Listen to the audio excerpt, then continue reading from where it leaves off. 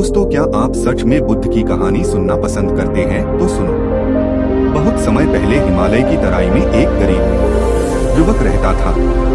नाम था अंशु। वह रोज लकड़ियां काटता, सिर पर लादकर गांव तक ले जाता और बेचता। दिन भर की मेहनत के बाद भी उसे मुश्किल से 2 वक्त की रोटी मिलती। वो सोचता, मेरी मेहनत तो बहुत है, फिर भी मैं गरीब क्यों हूँ? उसके पास ना ढंग के कपड़े थे, ना घर, हर दिन बस पसीना और थकान। एक दिन थककर वह पेड़ के नीचे बैठ गया और जोर से चिल्लाया, भगवान, क्या मेहनत का कोई मोल नहीं? उसी समय एक साधु वहां से गुजर रहे थे। वह बुद्ध के अनुयायी थे। साधु ने पूछा, बेटा, तुम इतना व्याकुल क्यों हो? अंशु ने रोते हुए कहा, मैं मेहनत करता हूँ, फिर भी गरीब हूँ। मेरे जैसे कई लोग मर रहे हैं मेहनत करते करते।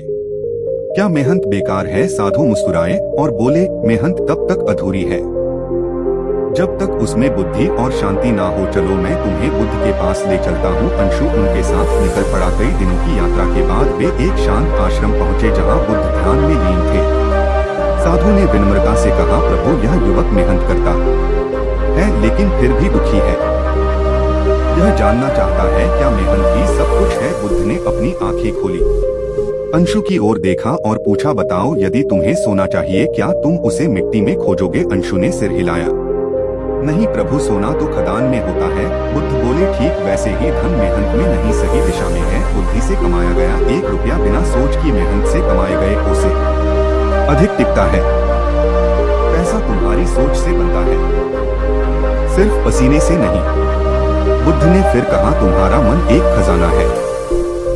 यदि तुम उसे शांत करो, उसका उपयोग करो तो सृजन कर सकते हो। ज्ञान ही सच्चा धन है। अंशु ने उसी आश्रम में रहकर ध्यान और व्यवसाय की शिक्षा ली। कुछ वर्षों में वह एक सफल शिक्षक बन गया।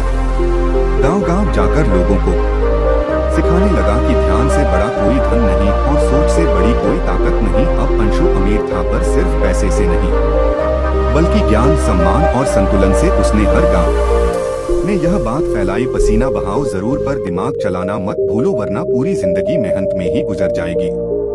सीख, पैसा मेहनत से नहीं, सही सोच और शांत चित्त से बनता है। मेहनत तब फल देती है जब दिशा सही हो। आपका एक लाइक, एक प्यारा कमेंट और एक सब्सक्राइब हमें और भी बेहतर कहानियां बनाने की ताकत देता है। धन्यवाद।